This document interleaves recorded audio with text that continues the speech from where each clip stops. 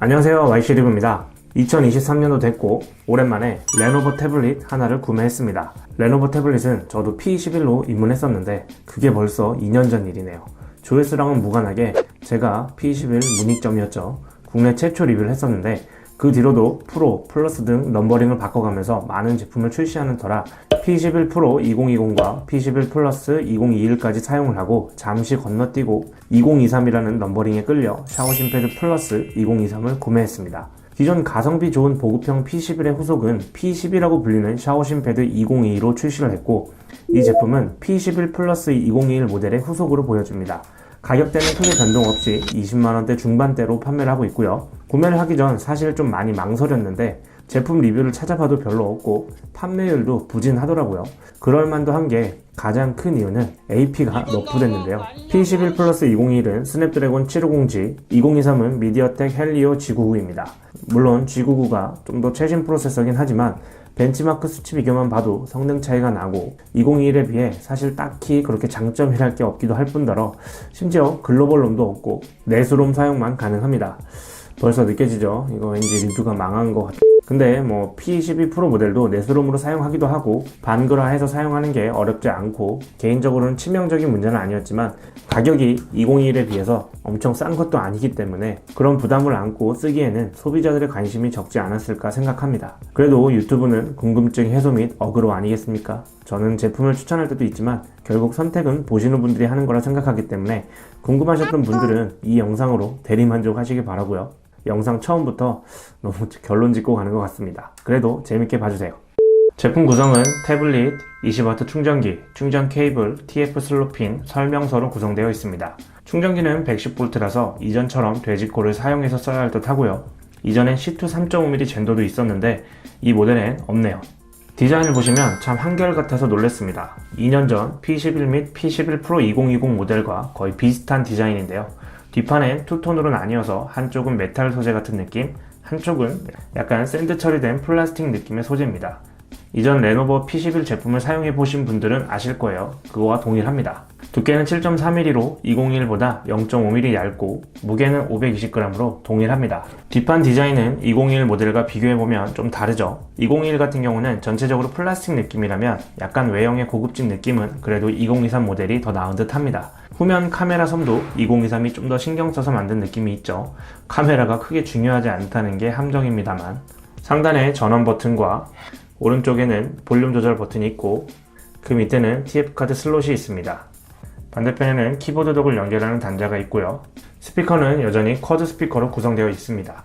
하단에는 타입C 충전 단자와 3.5mm 유선 단자가 다시 생겼네요. 헐, 구성품에서 젠더 빠졌다고 뭐라고 했는데 이렇게 버젓이 유선 단자 있는 제품이 요즘 많이 없어서 개인적으로는 좋아하는 터라 이건 반갑네요. 디스플레이 사이즈는 11.5인치 LCD IPS 패널입니다. 해상도는 2000x1200, 최대 밝기 400니츠는 2021과 동일하고 사이즈는 0.5인치 커졌습니다. 최대 주사율은 120Hz를 지원하고요. 가운데 전면 카메라가 있고 카메라 화소는 전면 800만, 후면 1300만 화소로 카메라 스펙도 2021과 동일합니다. 카메라 품질은 개선된 건 없고 오히려 2021에는 포트레이트가 있었는데 아웃벙커식이긴 하지만 2023에는 포트레이트도 빠져 있습니다. 그 외적인 기능과 사진 품질은 비슷하고요. 동영상 촬영은 1080p에 30프레임까지 촬영이 가능합니다. P3 생명역에 디스플레이 설정에서 디테일한 설정을 할 수 있는데요. 세츄레이션과 색온도, 톤을 설정할 수가 있습니다. 스탠다드로 설정했을 때 2021과 비교 시에는 좀 더 웜톤에 가까운 색을 볼 수 있는데요. 둘을 비교해보면 2023이 확실히 좀 더 누리끼리하죠. 최대 밝기가 동일하게 400니츠인데 같은 화면으로 봤을 때 2021 모델이 좀 더 쨍하게 밝은 느낌입니다. 눈 피로는 확실히 좀 더 있지만 청량하고 쨍한 느낌은 2021이 더 좋습니다. 좀 더 자연스러운 색감은 2023이 괜찮고 2021이 좀 더 밝고 쨍한 느낌은 있지만 인위적인 HDR 적용된 느낌이라 같은 해상도 적용해서 봤을 때에는 2023이 디스플레이가 더 괜찮아 보입니다. 개인적으로 비브란트, 스탠다드나 웜으로 설정했을 때 보기 좋았습니다. P11 2021 모델과 가장 큰 차이점은 고주사율 지원과 사이즈로 볼 수 있는데요. 디스플레이 리프레시 레이트로 들어가면 자동 주사율 설정과 120, 60Hz로 고정해서 사용할 수 있습니다. 확실히 120Hz 사용 시에는 엄청난 체감이라기보다는 다시 60Hz로 돌아왔을 때 오는 역체감이 크기 때문에 2023을 사용하다 2021을 보면 매끄러움이나 특히 텍스트를 볼 때 확실히 차이가 있었습니다. 비슷한 가격대에 확실히 학습용 사양이 크다면 201보다는 2023이 좀 더 괜찮다고 생각합니다. 영상 감상 시에는 11.5인치 대화면으로 감상하기 좋았는데요. 바디 대 스크린 비율이 86%로 베젤도 적은 편이라 넓은 화면으로 영상 감상하기 괜찮았습니다. 특별히 인강을 주로 보시는 분들에게는 괜찮은 사이즈라 생각하고요. DRM 인포를 보면 와이드바인 L1 등급인데 정말 아쉽게도 넷플릭스는 L3로 표기가 되더라고요. 셋 에디트로 국가 변경을 하고 다시 다운받고 업데이트를 했는데도 SD 화질로 밖에 재생이 안 되더라고요. 커뮤에 보면 2021 모델도 L3로 강등돼서 SD 화질로 사용하시는 분들도 계시는데 아직까지 제 2021 제품은 L1으로 넷플릭스 FHD 재생이 지원이 됩니다. 그 외적으로 쿠팡 플레이, 웨이브, 유튜브 등 다른 OTT는 FHD로 재생이 됩니다. 넷플릭스가 좀 크긴 하죠. 영상 머신으로도 마이너스네요. 쿼드 스피커 성능은 나쁘지 않은데요. 돌비 애트머스를 지원하고, 근데 2021 같은 경우는 스피커가 JBL이라고 뒷판에 언급이 돼 있는데 2023은 그런 언급은 없네요. 스펙시트에는 JBL이라고 적혀 있는 걸 보면 스피커 스펙도 2021과는 큰 차이는 없어 보입니다. 2021과 비교 테스트를 한번 들어보도록 하겠습니다.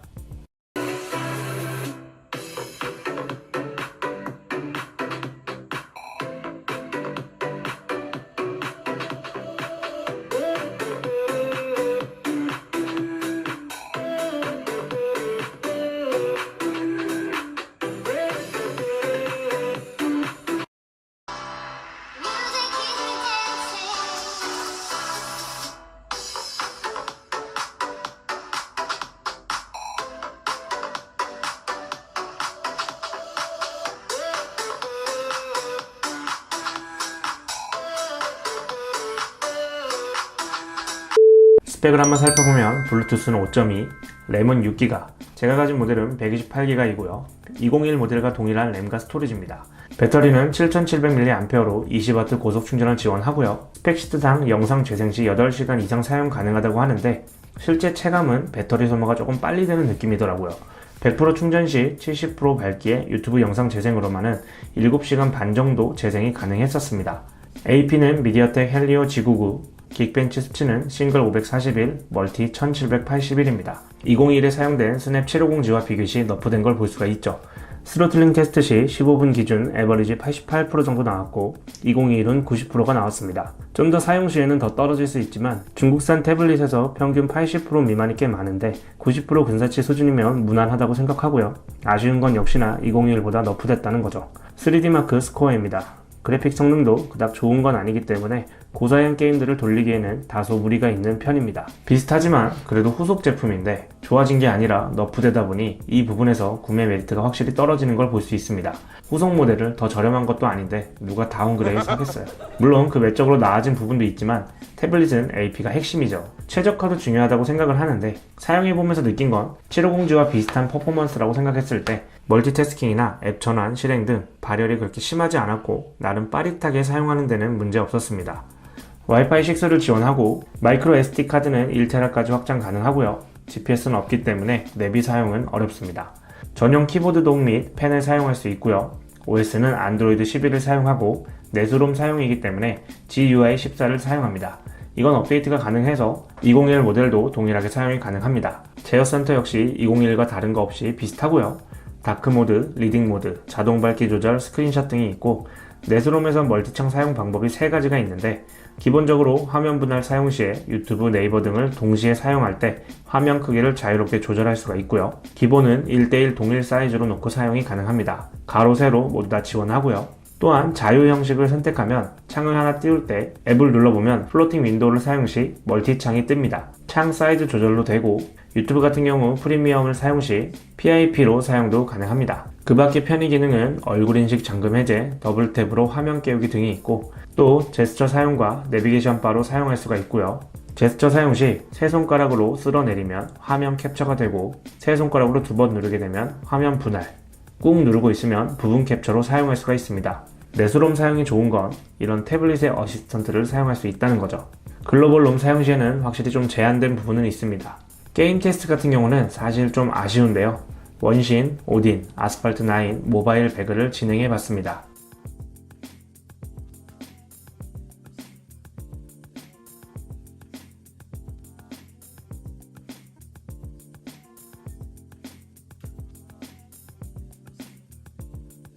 원신은 중업 정도의 큰 발열은 없고 팍팍 끊긴다는 느낌 없이 플레이를 할 수 있었는데요. 아무래도 그래픽 사양을 올리게 되면 발열도 그렇지만 끊기고 프레임 드롭이 너무 눈에 띄더라고요. 옵션 타협을 심하게 해야 게임이 가능한 수준입니다.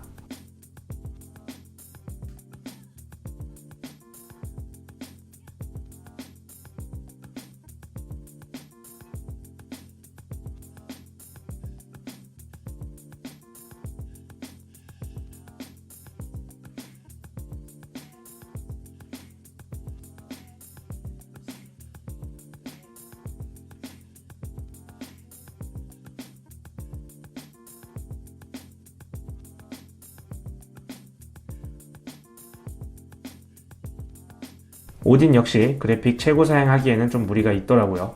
우선 화면이 끊기고 매끄럽지 못합니다. 한 10분 정도 했는데 발열이 중간 옵션 정도에서는 원신에서 느끼는 정도보단 살짝 답답한 느낌으로 플레이를 했습니다.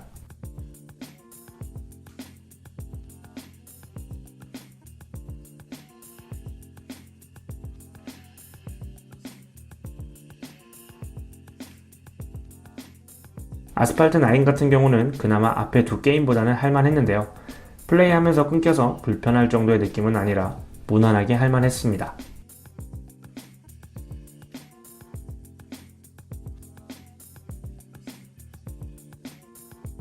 마지막으로 배그 같은 경우 우선 그래픽 선택을 HD까지밖에 못하고요. 이 정도 옵션에서는 나름 할만했던 것 같습니다. 120Hz 주사율이 이런 FPS 게임 시에는 조금 더 매끄러운 느낌은 있습니다. 그래픽은 좀 아쉽지만 낮은 옵션에서 플레이하기에는 나쁘지 않았습니다.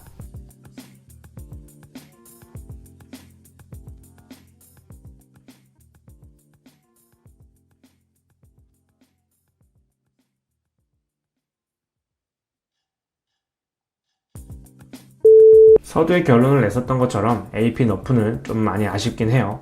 201에 비해 좀 더 괜찮아진 디자인, 그리고 0.5인치 커진 화면 사이즈와 120Hz 주사율 정도 차이로 볼 수 있을 것 같은데요. 201 모델을 구매했을 때 가성비가 괜찮다는 생각을 했었거든요.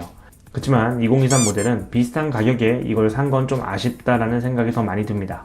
영상기로 사용하기에도 다른 플랫폼 FHD를 지원하지만 넷플릭스가 SD 화질이라 아쉽고, 그렇다고 게임 퍼포먼스가 뛰어난 것도 아니고 가격도 저렴하지 않다 보니 확실히 엔터테인먼트 쪽보다는 그래도 조금 비중 있는 사용 용도로는 학습용이 더 걸맞을 것 같습니다. 120Hz로 텍스트를 볼 때 매끄러워서 좋았고, TUV 눈보호 인증에 201과 좀 다르게 눈이 편안한 화면으로 인강이나 학습물을 볼 때 좀 더 괜찮지 않나 하는 생각이 듭니다. 엔터테인먼트 용도가 큰 분들은 다른 거 많으니까요. 혹시라도 구매 생각이 있으셨다면 이 영상으로 대리만족 하시고요. 정말 가격이 10만원 후반대로 떨어지면 아니다. 그러면 아마 프로나 201 플러스도 똑같이 할인 때릴 테니까요. 그거 사세요. 영상을 끝맺으면서 이렇게 좀 찝찝하게 끝냈던 적이 별로 없었던 것 같은데, 뭐 그렇습니다. 궁금하신 사항은 댓글 남겨주시고요. 저는 다음 리뷰 때 찾아뵙도록 하겠습니다. 감사합니다.